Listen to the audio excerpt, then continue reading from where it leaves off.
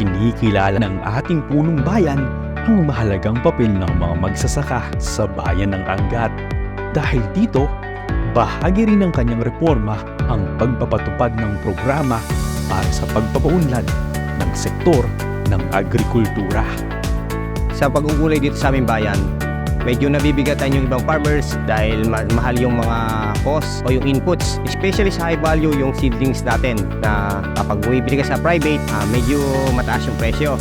Ang gusto po kasi ni Mayor po is matulungan po yung mga magsasaka natin. Nakita po niya na ang bawat tumana o bawat bukid dito sa atin ay kung ano-ano lang ang naitatanim, kung ano lang yung po pwede na itanim yung makakatipid sila. Hindi po nila kayang bumili ng mga seedlings o punla ng gulay dahil sa taas po ng presyo. Halimbawa, ang mga talong ang gusto nila, hindi nila yun maitanim dahil sa kakulangan nga po ng puhunan. Sa pakikipag-ugnayan sa mga magsasaka, kung ano yung needs nila, binuo o tinayo itong greenhouse na ito bilang tulong sa mga magsasaka. Bali po yung greenhouse po is nag-start po siyang buuin noong April. Natapos po siya ng May. Nagsusukat po ito ng 180 square meter. Ngayon, June 16 po, siya nag-start po magpunla. Ang average po na pwedeng ilagay na seedling o punla dito ay 150,000.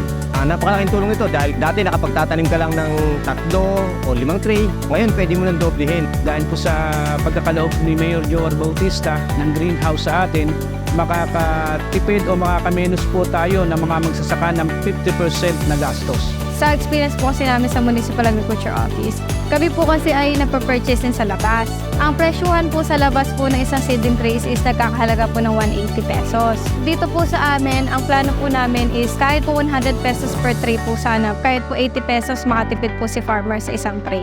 Marami na po ang umorder ng seedlings kasi halos kalahati po ng porsyento ng gastos ang matitipid nila. At magagamit mo pa yung ibang matitipid mo sa ibang inputs na kailangan ng pananim. Isang napakalaking programa ang ilabas sa amin. Sa ngayon po, ang nakapunla pa lang po sa ating greenhouse po is talong, sile, kamates, and papaya po. Ang plano po namin maitanim pa pong gulay is mga ampalaya, patola po.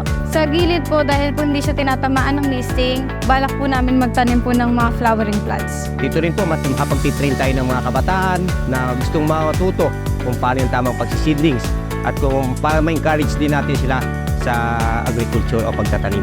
Priority talaga namin na matulungan muna yung nasa loob ng bayan ng Angat para mapataas yung production lalo sa high value crops. Sa mga agatenyos po na gusto pong mag-avail ng mas murang seedlings sa project din po ng ating butihing mayor, meron po kayong dalawang options sa pag-order po. Ang isa po is through your association president po. Then isa po is sumadya po sa aming opisina sa ating munisipyo po. Bilang isang sa nagmamalis din naman ng greenhouse na ito na bilhin natin butihing mayor, Pinapangako naman po namin sa inyo na maganda ang kalidad ng ating mga punla dahil ang itinatanim po namin dito ay hybrid.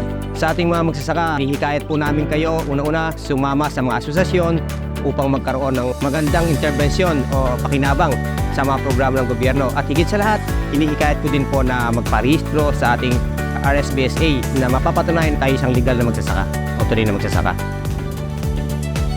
Bukod sa murang binhi ay nakapagsagawa rin ng proyekto upang magkaroon ng pagkukuhanan ng tubig ang mga magsasaka kahit sa panahon ng tag-araw. Napakahirap para sa isang magsasaka na walang source of water. Pag tag-araw, wala kaming tubig na ginagamit dito. Dahil natitiyo yung sapa kasi. Ngayon, kung magagawa ito, malaking pabor sa amin. Dahil pag tag-araw, makapag-session yung parang kami. Kung may isang panahon na pag-aani sa panahon ng tag-ulan, ito ay madodoble o maaaring matriple. Ibig sabihin nun, yung programa ng gobyerno na food security ay magaganap dahil sa programang ito sa SWIP o Small Water Impounding Project. Ang luwang po ng ating mini dam ay nasa 140, yun po yung lapad. At yung haba naman po ay 555 meters. Ang taas po ng tubig ay umaabot po ng 12 meters high. Yung pong dam natin ay may covered na 35 hectares na patutubigan. Maaaring maging triple yung ani ng mga susunod na panahon oras na magpakasyonal na yung project.